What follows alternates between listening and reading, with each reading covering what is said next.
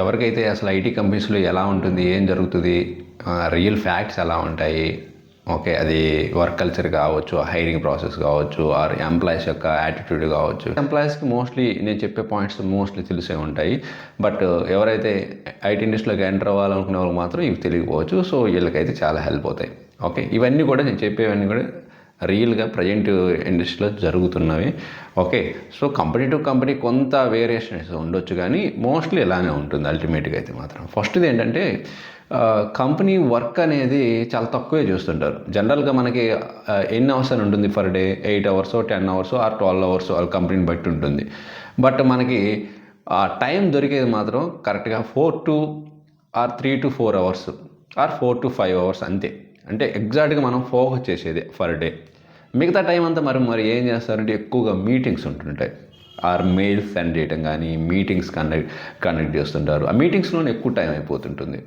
And అదేవిధంగా ఏదైనా documentation prepare చేయడం కానీ, అండ్ అదేవిధంగా బ్రేక్స్ తీసుకోవడం, ఎవ్రీ 1 hourకి ఒకసారి బ్రేక్ తీసుకొని అవుతుంది. ఓన్లీ 3 to 4 hours మాత్రమే స్పెండ్ చేస్తుంటారు. అదొకటి. నెక్స్ట్ ఏంటంటే ఎక్కువగా ఈ మీటింగ్స్ అనేవి మండేని ఎక్కువగా ఆర్గనైజేషన్లు కండక్ట్ చేస్తుంటారు. అంటే ఫ్రెష్గా స్టార్ట్ చేస్తుంటారు. ఈ వీక్కి మన రోడ్ మ్యాప్ ఏంటి, మన టార్గెట్ ఏంటి అనేది డిస్కస్ చేసుకుంటారు. అండ్ ఫ్రైడే ఎక్కువగా డిప్లాయ్మెంట్ ఎక్కువగా ఉంటుంది. ఓకే, సో మండే మాత్రం ఎక్కువగా మీటింగ్స్ కండక్ట్ చేస్తుంటారు, మండే కానీ ట్యూస్డే కానీ. అండ్ ఇంకొక రియల్ ఫ్యాక్ట్ ఏంటంటే సమ్టైమ్స్ మనకి ఇది జస్ట్ స్మాల్ చేంజ్, ఇది చాలా త్వరగా అయిపోతుంది, ఈ స్మాల్ చేంజ్ చేయండి అనే ఇచ్చిన టాస్క్ సమ్టైమ్స్ అది చాలా బిగ్గెస్ట్ ఇష్యూ కూడా అవుతుందండి సాఫ్ట్వేర్ ఇండస్ట్రీలో.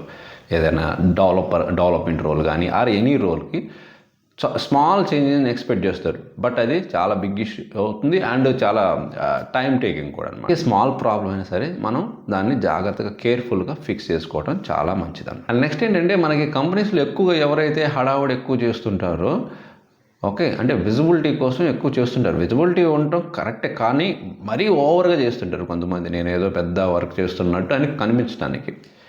అండ్ మీటింగ్స్ కండక్ట్ చేయడం, ఈవెన్ కొంతమంది లీడ్స్ ఉంటారు, ఏమి అవుట్పుట్ నీళ్ళు ఉంటుంది, బట్ మీటింగ్స్ ఎక్కువ కండక్ట్ చేసి ఆ మేనేజ్మెంట్కి షో చేస్తుంటారు, ఎక్స్పోజ్ చేస్తుంటారు, నేను ఏదో చాలా చేస్తున్నాను అన్నట్టు. ఓకే, నేను ప్రొడక్టివిటీ కానీ ఆ బిజినెస్ గ్రోత్ కోసం నా కాంట్రిబ్యూషన్ చాలా ఉందని చెప్తుంటారు, బట్ అవుట్పుట్ మాత్రం నిల్గా ఉంటుంది. మోస్ట్ ఆఫ్ ది లీడ్స్ ఇలానే చేస్తుంటారు. Okay, so or senior members కానీ. బట్ ఒకటి మాత్రం గమనిస్తే 80% ఆఫ్ ది ఎంప్లాయీస్లో ఎవరైతే సైలెంట్గా ఎవరికి వాళ్ళు వర్క్ చేసుకుంటూ వెళ్తుంటారు కదండి, వాళ్ళు హైలీ టాలెంట్ ఉంటారు మోస్ట్లీ. ఓకే, అంటే అందరూ ఎక్స్పర్ట్ అని చెప్పలేము, కానీ మోస్ట్లీ సైలెంట్గా మీరు గమనించారు లేదో, ఎవరైతే సైలెంట్గా వచ్చి వర్క్ చేసుకొని సైలెంట్గా వెళ్ళిపోతుంటారో వాళ్ళు ఎక్కువ టాలెంట్ ఉంటారు అండ్ రిజల్ట్ ఓరియంటెడ్గా ఉంటారు. ఓకే, వీళ్ళు కొంత విజిబిలిటీలో ఉంటే వాళ్ళకి ప్రమోషన్స్ రావచ్చు. మరి మీరు సైలెంట్గా ఎంత వర్క్ చేసినా కూడా ఆ ఎఫర్ట్స్ని పెద్దగా రికగ్నైజ్ చేయలేరు. ఎవరిని ఎక్కువగా రికగ్నైజ్ చేస్తారో తెలుసు కదా, ఎక్కువగా ఇలాగా మనం ల్యాప్టాప్ పట్టుకొని మీటింగ్స్ అని అదని ఇది హడావడి చేస్తుంటారు చూడండి, వాళ్ళకి ఎక్కువగా ప్రమోషన్స్ వస్తుంటాయి. ఓకే, రిజల్ట్ తక్కువగా ఉన్నా కూడా ప్రమోషన్స్ వాళ్ళకి ఎక్కువ, ఎందుకంటే ఎక్కువ యాక్టివ్ మోడ్లో ఉంటారు, విజిబిలిటీలో ఎక్కువ ఉంటారు మేనేజ్మెంట్కి. ఈ సైలెంట్గా వర్క్ చేసే వాళ్ళు ఏంటంటే విజిబిలిటీ తక్కువ ఉంటారు. మన స్కిల్స్ మనకున్నాయి, మనకి ఇచ్చిన టాస్క్ వాళ్ళు ఇచ్చిన టాస్క్ వాళ్ళు ఇంటర్నల్ కంప్లీట్ చేసుకుని వెళ్ళిపోతుంటారు. బట్ ఏంటంటే ఎక్కువగా మేనేజ్మెంట్తో పెద్దగా ఇంటరాక్షన్ ఉండదు అనమాట. ఓకే సార్, మీలో ఎవరైనా సరే అలాంటి ఎక్స్పీరియన్స్ పొందారా? మంచి వర్క్ చేసినా కూడా పెద్ద అప్రైజల్స్ కానీ ఆర్ ప్రమోషన్స్ కానీ రాకుండా వేరే వాళ్ళకి వచ్చి ఉంటే కామెంట్ రూపంలో అయితే తెలియజేయండి. అండ్ ఇంకొక రియల్ ఫ్యాక్ట్ ఏంటంటే ఇప్పుడున్న సిచ్యువేషన్ ప్రకారం చాలా జాబ్ ఓపెనింగ్స్ ఉంటున్నాయి, కానీ అవి పోస్ట్ చేయట్లేదు ఎక్కడ. మోస్ట్లీ ఏం చేస్తున్నారంటే ఆల్రెడీ వాళ్ళకున్న ఇంటర్నల్ ఎంప్లాయీస్తోనే వాళ్ళ రెఫరెన్స్ ఎంప్లాయీస్ అనే రెఫరెన్స్ ద్వారా ఫిల్ చేసేస్తున్నారు. సో అందుకే నేను చాలా వీడియోస్లో కూడా చెప్పున్నాను, రెఫరెన్స్ ఎక్కువగా ట్రై చేయండి. ఓకే, రెఫరెన్స్తో పాటు మంచిగా ప్రిపేర్ అయ్యి వెళ్ళాలి. రెఫరెన్స్ అంటే జాబ్ పక్కా అని కాదు, స్కిల్స్ ఉంటేనే తీసుకుంటారు ఫైనల్గా. అండ్ నెక్స్ట్ ఏంటంటే రెజ్యూమ్స్ కూడా బాగా బిల్డ్ చేసుకుని వెళ్ళండి. ఇది కూడా చాలా ఫ్యాక్ట్ అండి, ఎందుకంటే ఈ మధ్యకాలంలో ఎక్కువగా ఏటీఎస్ ఫ్రెండ్లీ రెజ్యూమ్స్ అంటున్నారు కదా, అంటే కీవర్డ్స్ కరెక్ట్గా వాళ్ళ జాబ్ డిస్క్రిప్షన్ మ్యాచ్ అయితేనే వాళ్ళు షార్ట్ లిస్ట్ చేస్తారు. ఫస్ట్ ఏటీఎస్ టూల్ చేస్తుంది, నెక్స్ట్ హ్యూమన్ వెరిఫై చేస్తారు వన్స్ ఏటీఎస్ కీవర్డ్స్ మ్యాచ్ అయితే. అండ్ ఇంకొక రియల్ ఫ్యాక్ట్ ఏంటంటే ప్రస్తుతం ఉన్న ఇంటర్వ్యూ సిచ్యువేషన్ ఎలా ఉంటుందండి, ఇంటర్వ్యూ ప్రాస్పెక్ట్లో ఈ పాయింటే చెప్తున్నాను.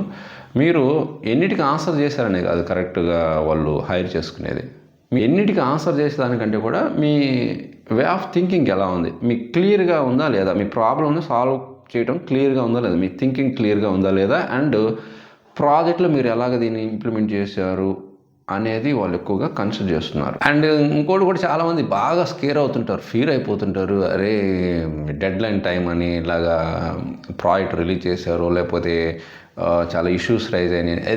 అది ఎవ్రీ ఆర్గనైజేషన్లో మోస్ట్ ఆఫ్ ప్రాజెక్ట్స్కి కన్ఫామ్గా క్రియేట్ అవుతుంది. ఆ డెడ్ లైన్ లాస్ట్ డే, ఇంకా టైం లేదు, ఇంకా ప్రొడక్షన్ రిలీజ్ చేయాలి, లేకపోతే ప్రాజెక్ట్ని డెలివరీ చేయాలి, ఇవన్నీ కూడా కామన్.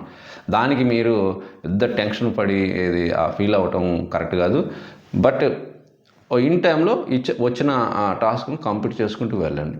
అండ్ ఇంకొక రియల్ ఫ్యాక్ట్ ఏంటంటే జస్ట్ 2 minutes 3 minutes మీటింగ్ అని చెప్పేసి అది 1 hour అని కూడా ఛాన్స్ ఉంటుంది. సో అందుకని ఎప్పుడు కూడా మీటింగ్స్ అంటే వాళ్ళు 1 minute 2 minutes అని చెప్పినవి అంత అనుకున్న టైంలో కంప్లీట్ అవుతాయని మాత్రం ఎక్స్పెక్ట్ చేయొద్దు. అది చాలా ఎక్స్టెండ్ అవడానికి చాలా ఛాన్స్ ఉందన్నమాట. అండ్ ఇంకొక ఫన్నీ థింగ్ ఏంటంటే ఐటీ ఇండస్ట్రీలోనే ఇలా జరుగుతుంటుంది. అది ప్రొడక్షన్ ఇష్యూస్ అన్నీ కూడా ఎక్కువగా మీకు వీకెండ్స్లో వస్తుంటాయి అండ్ లేట్ నైట్ రావచ్చు. సో అలాంటప్పుడు నేను రిప్లై అవ్వను, నేను రెస్పాన్స్ గాను మేనేజర్స్ కాల్స్కి, అలా అంటే అది వర్కౌట్ కాదండి. సో అది కన్ఫామ్గా మనం ఆ ఇష్యూస్ని కొంచెం రెక్టిఫై చేసుకోవాలి, ఫిక్స్ చేయాల్సి వస్తుంది. అండ్ ఇంకా స్కిల్స్ పరంగా డిస్కస్ చేసుకుంటే మల్టీ స్కిల్స్ ఎక్స్పెక్ట్ చేస్తున్నాయి కదా కంపెనీస్. అంటే అన్ని స్కిల్స్ మీద ఎవరు అంత ఎక్స్పర్ట్ ఉండరు, కానీ ఒక్క స్కిల్ అయినా కానీ మీరు కన్ఫామ్ పక్కాగా మంచి నాలెడ్జ్ అయితే ఇన్డెప్త్గా ఉండాలి. సపోజ్ ఇప్పుడు మల్టీ ప్రోగ్రామింగ్ లాంగ్వేజ్ అడిగారు అనుకోండి, జావా కానీ పైథాన్, జావా స్క్రిప్ట్ ఇలాగా ఏదైనా ఒక దాంట్లో మంచి పర్ఫెక్ట్గా ఉండండి. మిగతావన్నీ కూడా ఏంటంటే వాట్ ఈజ్ వాట్ అంటే తెలియాలి కనీసం. మీరు అంటే వాళ్ళు ఏదైనా టాస్క్ చెప్పినప్పుడు దాన్ని ఎలాగా వర్క్ అవుతుంది ఏంటని తెలిస్తే చాలు. బట్ ఒక్క దాంట్లో మాత్రం పర్ఫెక్ట్గా ఉండాలి. ఇంకొక ట్రూత్ ఏంటంటే ఏ టూల్స్ ఎన్ని వచ్చినా కూడా ప్రజెంట్ మార్కెట్ మాత్రం ఎవరికైతే స్కిల్స్ ప్రజెంట్ ఉన్న స్కిల్స్ మీద ఎక్స్పీరియన్స్, మంచి hands on problem solving skills ఉంటాయో వాళ్ళకైతే ఎలాంటి జాబ్ డిమాండ్ అయితే తగ్గలేదండి. అది ఒక్కటే చేయండి. ప్రజెంట్ ఉన్న స్కిల్స్ మీద కూడా మంచి ఫోకస్ చేసి మంచిగా హ్యాండ్స్ ఆన్ ఎక్స్పీరియన్స్ తెచ్చుకోండి. జాబ్స్ మాత్రం ఉన్నాయి వాళ్ళకి. అండ్ ఇంకోటి ఏంటి, ఎవరైతే న్యూగా కంపెనీ జాయిన్ అవుతారో ఫస్ట్ 6 months మాత్రం చాలా జాగ్రత్తగా ఇచ్చిన టాస్క్ కంప్లీట్ చేసుకుంటూ అండ్ ప్రాజెక్ట్ని అండర్స్టాండ్ చేసుకొని, ఫ్లోని అండర్స్టాండ్ చేసుకొని ఎవరైతే వర్క్ చేస్తారో వాళ్ళ జాబ్కి ఎలాంటి ప్రాబ్లం ఉండదు. ఇంకొక రియల్ ట్రూత్ ఏంటంటే ఎవరికి ఎక్కువగా ప్రమోషన్స్ ఇలాంటివి వస్తుంటాయంటే టెక్నికల్ స్కిల్స్ ఒక్కటున్నా కూడా సరిపోదు. ఇది అందరూ తెలిసిన పాయింట్. కమ్యూనికేషన్ స్కిల్స్తో పాటు multi skills and communication skills ఏదైనా హ్యాండిల్ చేయగలరు, క్లయింట్తో డిస్కస్ చేయగలరు అని అనుకునే పర్సన్స్కి ఎక్కువగా లీడర్షిప్ రోల్స్ ఎక్కువగా ఇస్తుంటారు. టెక్నికల్ స్ట్రాంగ్గా ఉన్నా కూడా మీరు ఎవరితో కమ్యూనికేట్ కాకుండా కొంత ఇన్యాక్టివ్గా ఉండి మీ పని మీరు చూసుకుంటూ వెళ్ళిపోయినా కూడా అది కొంచెం లీడర్షిప్ రోల్స్కి చాలా ప్రాబ్లం అవుతుంది. మేబీ రావచ్చు కానీ ఫ్యూచర్లో, బట్ త్వరగా రావాలి ప్రమోషన్స్ అంటే అనుకుంటే మాత్రం యాక్టివ్గా ఉండాలి. కమ్యూనికేషన్ పరంగా కానీ ఒక లీడ్ ఎలాగైతే రోల్ ప్లే చేస్తుంటాడో, ఒక టీంని ఎలాగ ముందుకు తీసుకెళ్తాడో ఆ వే ఆఫ్ స్కిల్స్ ఉంటేనే వాళ్ళకి లీడర్షిప్ రోల్స్ ఎక్కువగా వస్తుంటాయి. సో ఇవండి కొన్ని real facts and truths, general things మనం ఐటీ ఇండస్ట్రీలో జరిగేవి.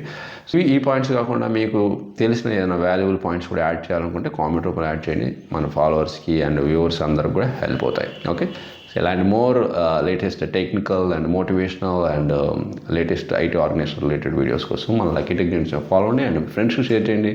అండ్ మర్చిపోకుండా కంటెంట్ నచ్చితే లైక్ చేసి ఎంకరేజ్ చేయండి. ఇంకొక మంచి యూస్ఫుల్ కంటెంట్ మళ్ళీ కొద్దాం. Thank you very much.